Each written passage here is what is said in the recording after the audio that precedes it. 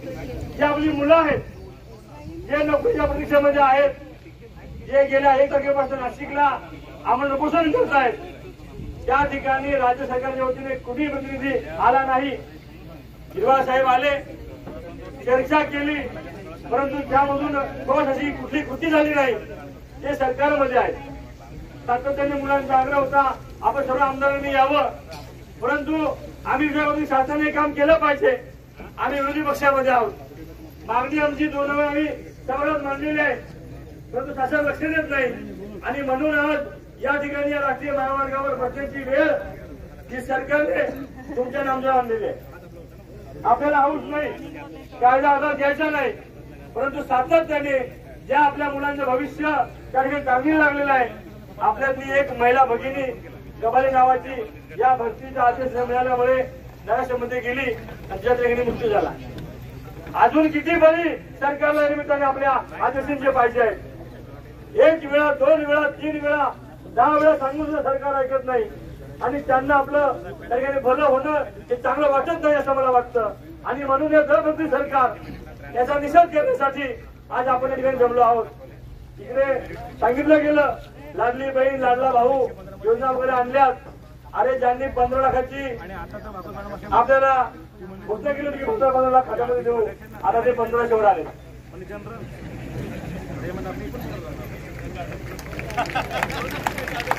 अनेक 2 शून्य काढून घेतले. ही लढाई काय फक्त आपल्यासाठी नाही, ही लढाई या जिल्ह्यामध्ये काम करणाऱ्या ओबीसीसाठी सुद्धा आहे. कारण भरती झाली जेव्हा आपली भरती होईल हक्काची, हा पालघर पेशा जिल्हा आहे. मला त्यांना सांगायचं ओबीसी बांधवांना की आमची भरती झाल्यानंतर ज्या रिक्त जागा आहेत त्यांची भरती होणार आहे. परंतु काही समाजकंटक की ज्यांना चांगलं बघवत नाही ते या कोर्टाच्या नावाखाली त्या मुख्यमंत्र्यांना वेगळे जाऊन सांगतात आणि आपल्या भरतीवर त्यांनी स्थगिती आणलेली आहे. कोर्टाने स्थगिती दिली, पुन्हा सांगतोय, सुप्रीम कोर्टाने मान्य स्थगिती दिलेली नाही. राज्य सरकारने एक कागद काढला आणि स्थगिती त्या ठिकाणी दिली.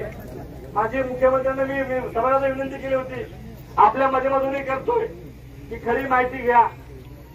ज्यांना स्वतःची भूमिका नीट मांडता येत नाही, जे 10 वेळेला 10 पक्ष बदलतात, अशा लोकांचं ऐकून मुख्यमंत्री हे करतायत, याचा मी जाहीर निषेध करतो. आणि या निमित्ताने या समाजाला गती देण्याचं काम संपूर्ण राज्यामध्ये आपल्या 18 जिल्ह्यामध्ये शासन करतंय. या शासनाचा सुद्धा या निमित्ताने निषेध करतो. ही आपली लढाई ही कायदेशीर मार्गाने सुरू जाईल. कोर्टामध्ये निकाल आपल्या बाजूनेच लागेल, परंतु लवकर न्याय मिळावा, तो जलद गतीने व्हावा, शासनाने दखल घ्यावी. म्हणून आपल्याला घटनेने दिलेला अधिकार आंदोलनाचा आहे आणि म्हणून आपण या आंदोलन करत आहोत. ही लढाई सर्वसामान्यांच्या मुलासाठी, त्याच्या हक्कासाठी, त्याच्या चांगल्या जीवनासाठी आपण लढतोय. आणि म्हणून माझी सर्व या जिल्ह्यातल्या लोकांना विनंती आहे की ही लढाई तुमच्या आमच्या पुराबाळांच्या भविष्याकरता आहे, त्यांच्या हिताकरता आहे.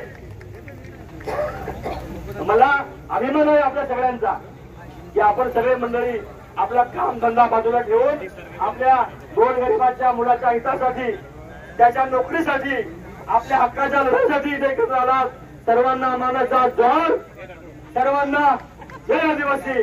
आणि ही ताकद, ही शक्ती ही सरकारच्या विरोधामध्ये एकत्र करून आपल्या मुला मुलींना हक्काची नोकरी मिळण्यासाठी अशीच आपण एकजूट ठेवूया आणि आपली लढाई निश्चितपणानं अखेरपर्यंत आपण लढू आणि जिंकू असा विश्वास त्यानिमित्ताने व्यक्त करतो. सर्व संघटना, सर्व घटक पक्षांचे जाहीरपणे आभार व्यक्त करतो आणि थांबतो. धन्यवाद. जय जय महाराष्ट्र, जय आदिवासी.